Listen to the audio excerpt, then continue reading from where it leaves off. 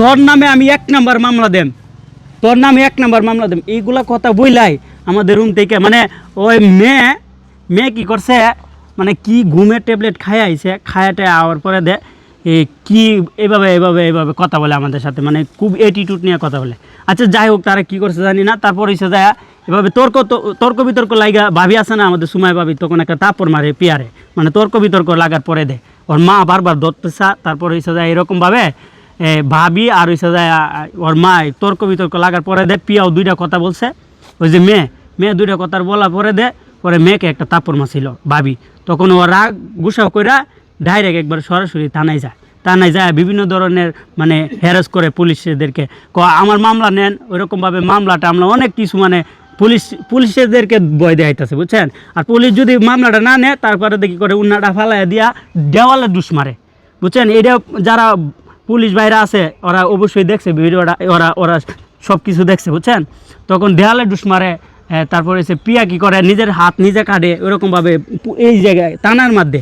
তো এটি আমাদেরকে বলছে একজনে, মানে তারা যারা আসিল কাছে তারা বলছে। তো এই হইলে বিষয়, এই জায়গা থেকে আমাকে ফাঁসায় দিছে যে জুনাইদও মামলা। পিয়ার মান কথাটা তো ঠিক আছে, এই যে বলছে যে তোরে 1 নাম্বার দিমু, তারে তো 1 নাম্বারই ছিল।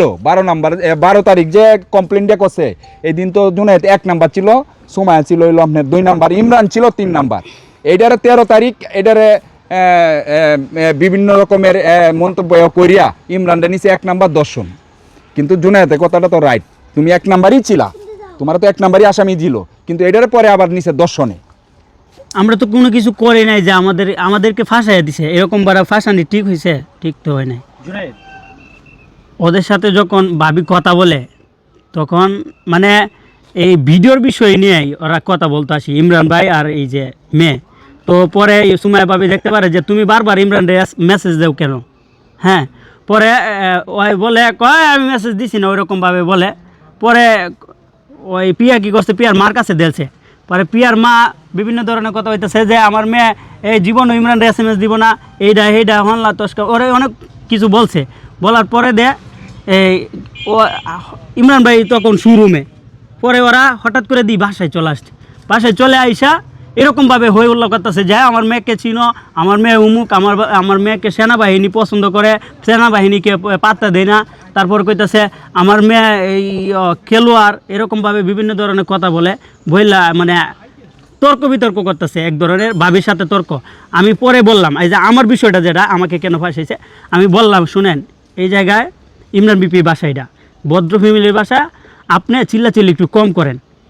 পরে এইটা আমি লুগায় মানে এই যে কথাটা বললাম আমি লুগায় ভিডিও করতেছি। তারপরে ওই মা মেয়ে দেখছে, দেখার পরে পরে আমার হাতে মানে এইভাবে ধরছে ফোনটা, ধরার পরে তুই ভিডিও করস কে? আমি কইছি কই ভিডিও করলাম, আমি কইছি প্রমাণ কিছু লাইকে দিলাম যে আপনারা এই ভদ্র করে আইসা এই চিল্লাচিল্লি করতেছে। পরে আমার ফোন পকেটে দেওয়ার পরে ওই মা বলতেছে তোর নামে